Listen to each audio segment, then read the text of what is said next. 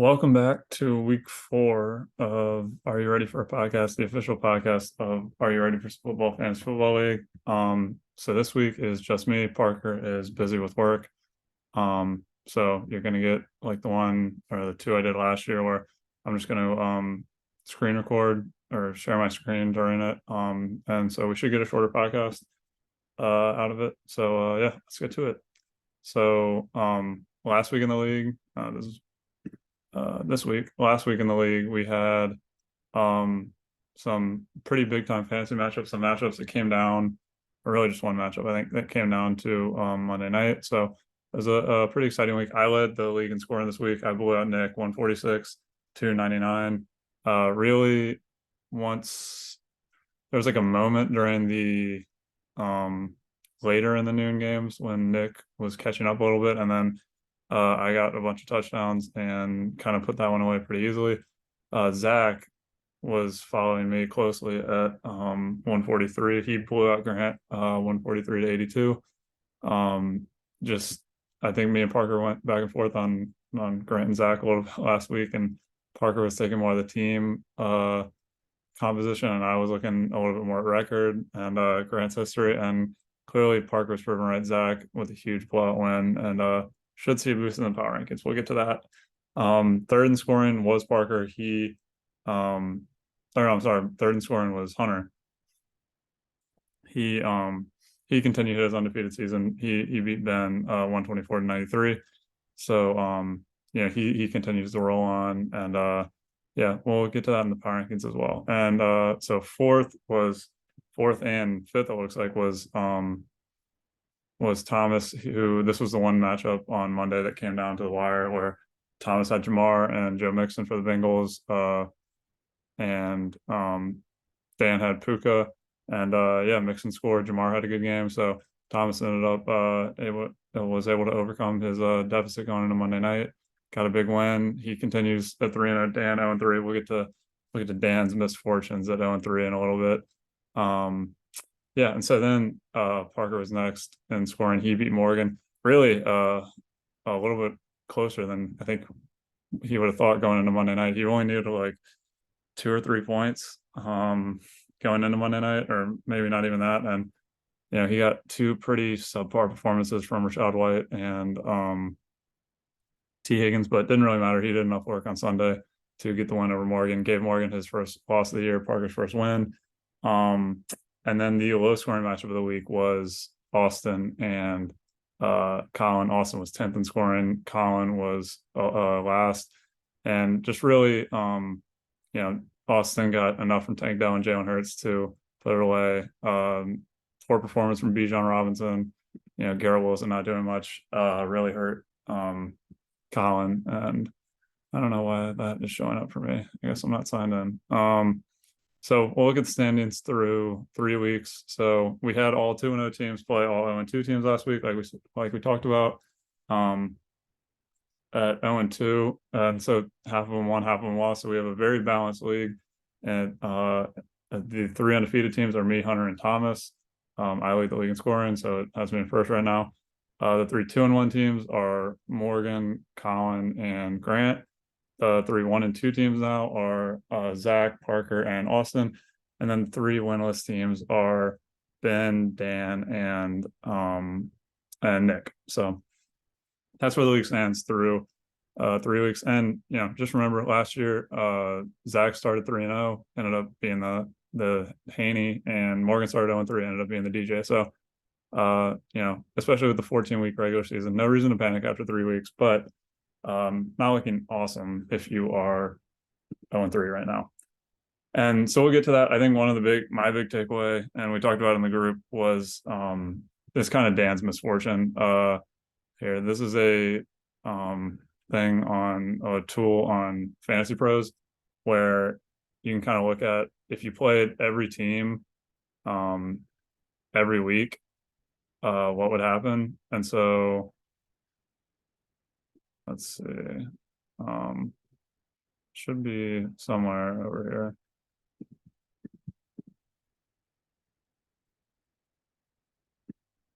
here. Oh, season to date. Anyway, so there it is. So Me and Morgan lead that at 24-9. So it's basically if you played every single team every week, so you're playing all 11 teams every week, what would your record be? Me and Morgan are 24-9. I'm 3-0. Morgan's 2-1. That makes sense. Followed by Thomas and Hunter, the other 3-0 team. So all that makes sense. And then in fifth is Dan, who is 21-12. And if you played every team every week, and 3 of those 12 happen to be the teams he was actually playing. So he is at 0-3. Conversely, Austin, who has got his first win, is 2-31. He has 2 last place weeks and a 10th place week. And so his 10th place week just so happened he was playing the last place team. So one of those two was able to get him a win. And Dan, 3 of his 12 have been his actual losses. So I think that's probably the number one takeaway is just the those mass swings on luck there. And then the other one would be, Parker being right about our little Grant Zach debate. Zach absolutely blew out Grant. If you look at the trade value rankings posted by the Peaked High School fantasy football account, which I know are a bit controversial among league members. It's got Zach all the way here in first at 260, Grant down in fifth at 223.5. So nothing to sneeze at for Grant, but Zach, despite the 1-2 start, his fantasy analysts seem to love his roster. So that would bring us to the power rankings. Last week, not a ton change for the power rankings for me. You can see here. So Nick, I still have the bottom 4 the same. Nick, just not inspiring much confidence right now with his injuries. Austin, kind of same thing. I know we got to win, but has been very lucky to be 1-2. And then Ben at 0-3, and Dan, I still have at 0-3. Kind of in the power rankings, I think even as good as Dan's team is, you're still 0-3. So I don't hold that against you much against 1 and 2 teams, but if you're 2-1 or 3-0, that's still a little bit of a gap to overcome. So if it was close between teams like it was with Dan and Colin for me, Colin's 2 games better than Dan. So I had Colin a spot ahead of Dan at 8. Parker I have at 7. Moved him up a spot after the win. 1 and 2, I think he's by no means dead. Grant moved down to 6 from 3. I still think his team's pretty good. Trade value still is fairly decent on it, but I do think they have Derrick Henry rated a little high. Their Derrick Henry rating here, if you see, is 42. I think that's pretty pricey for him, especially when you're looking at, I don't know, other guys like Devontae Smith. I'd way rather have Devontae Smith than Derrick Henry. I know different positions and all that. Saquon, even with the injuries, I think I'd rather have Saquon. So, I think they do overrate him a little bit. So that I think elevated his trade value rankings a little bit. Zach at 5, yeah. So 1 and 2, really good roster. Has figured out the running back situation a little bit with Kyron Williams. Great receivers, 4 of the top 10 in trade value ranking receivers. And so yeah, if as I think 1 and 2 is a very manageable start, and Zach I think is looking okay to make a playoff push. Thomas at 4, 3-0. I think it's pretty close between me, Morgan, and Thomas here. Kind of compared the two closely. I have me and Morgan about even, but since I'm 3-0, he's 2-1. I put myself a little bit ahead. But that will be decided this week as me and Morgan play. And Thomas at 4. Morgan and Thomas, similar strategy with the stars and scrubs, but I think Morgan's stars are better than Thomas's stars. I think McCaffrey and Jefferson, 2 best players in fantasy. Morgan's got both of them. Has an okay supporting cast around him. Kenneth Walker's been really good. Justin Fields has not been what he's wanted him to be, but I still think those two elevate Morgan's floor so much that he's at 3. And then I put myself at 2. Obviously, I have a huge running back 2-hole. And in general running backs, would be nice to have Devon Achane, and we'll get to that with Hunter. But yeah, I've just mismanaged my running backs all year, but I still have 2 top 4 receivers in fantasy, and a really good quarterback, a tight end that's emerged as like a top 4, top 5 tight end. So I'm looking okay, some okay flexes. I think Addison and Christian Kirk are coming along, and I guess we'll see with JSN. But so I have a lot of holes. But I do think my team is very high upside, as I do lead the league in scoring. Hunter is at 1 because Hunter is just so damn consistent, and his running back room is ridiculous. I mean, we can look at it. His trade value for his running backs is, Josh Jacobs, I think 55.5 a little high, especially with the start he's gotten off to. Like, I don't think he's a 27-point difference between him and Aaron Jones. And you've got Madison. He traded for Kamara, still good. A-Chain on his bench. Kenneth Gainwell on his bench still has some value. So Hunter has an absolutely loaded running back room. I know he's been throwing out some trades to make his team even better. Hunter is known to for the occasional fleece every year. So I guess we'll see if he did that with Austin with the Kamara trade. That's yet to be determined. But Hunter's team is, you don't have a great. He did lose Mike Williams this week for the year, so that should be noted. But so he doesn't have a great wide receiver 2 option. That would kind of be his one flaw. But I mean, if that's your biggest problem, that you're playing Tutu Atwell or Gabe Davis, like, I think that's a pretty good number 1 problem to have. And so that makes him clearly number 1 in my power rankings. He's number 1 in Parker's rankings still too. We talked about it, Parker and some of his 4 rankings, but he has Hunter and me and Morgan and Thomas and or he has Zach at 4. I think he has him added Thomas, but so yeah, we'll get to this week. Some good matchups this week. I think the headline by Hunter and Zach. I think Hunter and Zach are 2 teams that are looking really good, played really well this past week. This I think Zach went to the he didn't go to the championship a couple years. Or they matched up in the playoffs, I think, in like 2020 or something like that.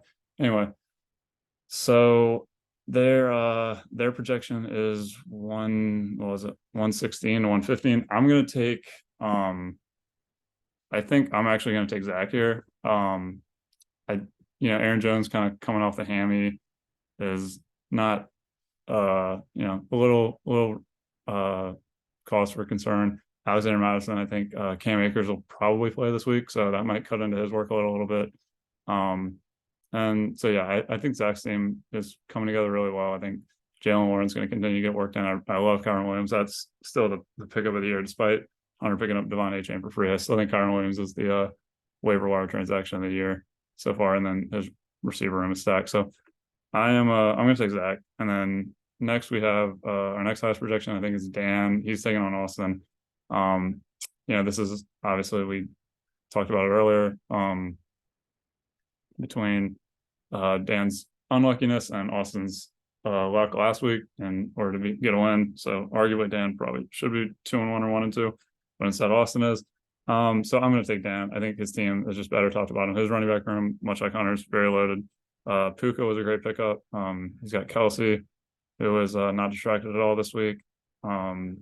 Going in is the best tight end in the league. So even though Jalen Hurts with the tush push has been very valuable with all the rushing touchdowns he's gotten, Austin's team just, I don't know, just doesn't inspire much confidence. Ayuk coming off the injury, we'll see if he's limited at all. So next is me and Morgan. I think really good matchup, 3-0 versus 2-1, 2 of the top 3 teams, and my power rankings and Parker's too.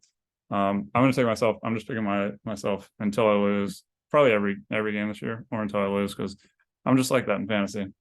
Thomas and Colin is next. Where is that?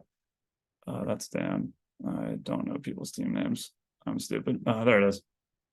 I am going to take the under here. It doesn't show it right now, but the projection is at like 219. I think both of these teams are pretty good, but I don't know. I don't love where the Bengals are right now for Thomas's team. Colin's coming off of a tough week.